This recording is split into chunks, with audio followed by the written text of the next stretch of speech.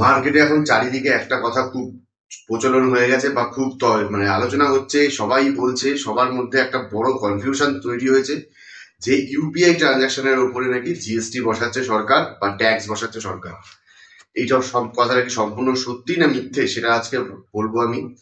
দেখুন, যখনই এরকম কখন কোনো রকম প্রস্তাব আসে বা এরকম কোনো সার্কুলেট করা হয়, কোনো সার্কুলার আসে, সেই জিনিসটাকে নিয়ে আগে একবার যাচাই করে জানা উচিত যে এরকম এটা সত্যি হয়েছে কিনা। প্রচুর এরকম ভুল তথ্য মার্কেটে স্প্রেড করা হয়, যার যার নিজস্ব পার্সোনাল ইউজের জন্য, সেটা কারণ সেটা অনেকে জানেন, কিন্তু এরকম হয়। এবারও সেটাই হয়েছে যে 2,000 টাকা ট্রানজাকশনের উপরে 18% জিএসটি, পার্সেন্ট অব্দি বলে দেওয়া হচ্ছে যে 18% জিএসটি নাকি 2,000 টাকা ট্রানজাকশনের উপরে করা হবে বা সরকার সেটা নাকি লাগু করেছে। এরকম কোনো কিছু হয়নি। বহু মানুষ তো বলছে আমরা তাহলে ইউপিআই ট্রানজাকশনই বন্ধ করে দেবো। এটা সত্যি কথা। যদি এখন 2,000 টাকার একটা কিছু কেনাকাটা করে যদি আমাকে 18% জিএসটি দিতে হয়, তাহলে আমি ইউপিআই ট্রানজাকশন করবোই না। আমি ক্যাশে টাকা তুলে ক্যাশে পেমেন্ট করে দেবো, এরকমই করবো। সবাই সেটাই ভাববে। তো যখন নির্মলা সীতারামন আমাদের অর্থমন্ত্রীকে জিজ্ঞাসা করা হয়েছে যে এরকম কিছু হয়েছে কিনা, তখন তিনি ডিরেক্টলি বলেছেন যে এরকম কোনো ডিসিশন সরকার থেকে নেওয়া হয়নি, কোনো প্রস্তাব রাখা হয়নি, এরকম কোনো সার্কুলার জারি করা হয়নি যে ইউপিআই এর উপরে কোনো রকম জিএসটি বা ট্যাক্স বসানো হচ্ছে। ইউপিআই আগে যেমন বিনামূল্যে রাখা হয়েছিল তেমনই বিনামূল্যেই এখনো আছে, আগেও হয়তো থাকবে। সেরকমই বলেছে কোনো রকম ট্যাক্স এখন বসানো হচ্ছে না বা বসানোর কোনো পরিকল্পনাও সরকার নেয়নি। জিএসটির উপরে কোনো রকম ট্যাক্স, তারপরে 18% জিএসটি, এটা কখনোই হয়নি।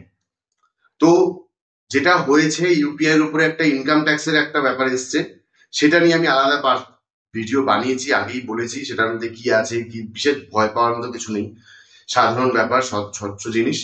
সেটা আমি আলাদা ভিডিও করে বলেছি, আই বাটনে লিঙ্ক দেওয়া থাকবে এবং ভিডিও লাস্টে সেটার লিঙ্ক দেওয়া থাকবে, যেখান থেকে দেখে নেবেন যে ইউপিআই এর উপরে ইনকাম ট্যাক্সের কি প্রবলেম এসছে বা কি সার্কুলার এসছে, সেটা নিয়ে ভিডিও বানিয়ে রেখেছি। তো কিছু তো এমন ঘটেছে যেটার জন্য এত বড় একটা নিউজ স্প্রেড হয়েছে। তো কিছু তো একটা ঘটেছে, কি ঘটেছে সেটা, জিএসটি ইউপিআই এর উপরে কি লেগেছে, এটা একটা ব্যাপার আছে। যেটা হয়েছে সেটা হচ্ছে মার্চেন্ট ডিসকাউন্ট রেট বলে একটা জিনিস হয়। মার্চেন্ট, যারা মার্চেন্ট অ্যাকাউন্ট ইউজ করে, ব্যবসা করে, ইউপিআই তে টাকা নেয়, সেই ক্ষেত্রে একটা ডিসকাউন্ট রেটের উপরে একটা জিএসটি বসানো হয়েছে। আর একটা যেটা হয়েছে, যারা কার্ড সোয়াইপ করে টাকা পেমেন্ট নেয়, বা আমরা যখন কোনো রকম কোনো জায়গায় কোনো ট্রানজাকশন করি, কিছু জিনিস কিনি, পারচেস করি, অনেকে credit card, debit card swipe করে পেমেন্ট করি আমরা।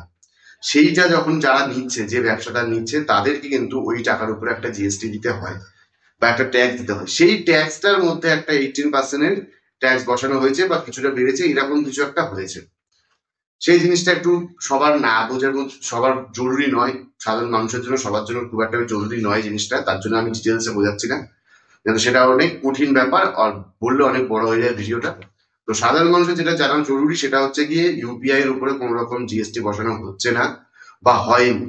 ইউপিআই যেমন বিনামূল্যে চলছিল তেমনই বিনামূল্যে চলছে, এখনো চলছে, আগেও হয়তো চলবে, এখন অব্দি যেটা মনে হচ্ছে।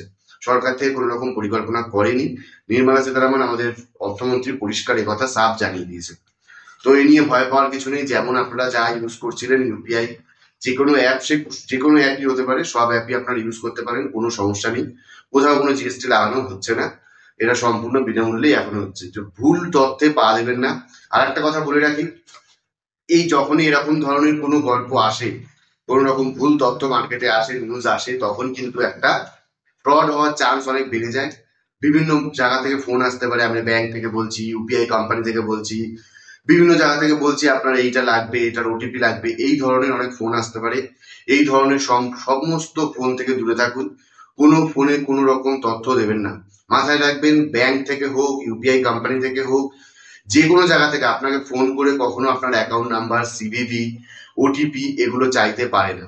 এগুলো কখনো তারা চাইবে না। বড় জোর যদি ব্যাংক থেকে কোনো কিছু তথ্য দেওয়ার জন্য আপনাকে ফোন করে থাকে, শুধু আপনাকে বলতে পারে আপনার নাম কি এটা, আপনার অ্যাড্রেস কি এটা, এটা তারা বলবে, আপনি ভেরিফাই করবেন। আপনি বলবেন, ওরা ওরা জিজ্ঞাসা করবে, আপনি বলবেন, ওরা ভেরিফাই করবে, এটা কখনো হয় না। এটা আমি বলে রাখলাম, এটা মাথায় রাখবেন। এরকম ধরনের কোনো জিনিস থেকে দূরে থাকুন। এরকম কোনো কিছু হয়নি, কোনো রকম সমস্যা নেই। এই সমস্ত ফ্রডের থেকে দূরে থাকবেন, নিজেকে সংযত রাখবেন। আপনার পুঁজি, আপনার সঞ্চিত অর্থ কিন্তু তা না হলে বিলায় বিলিয়ে যাবে। তো এই ছিল ভিডিও, এটাই বলার ছিল। যদি কিছু ভালো লাগে লাইক করবেন, কিছু বলার থাকলে কমেন্ট করে জানাবেন। ধন্যবাদ।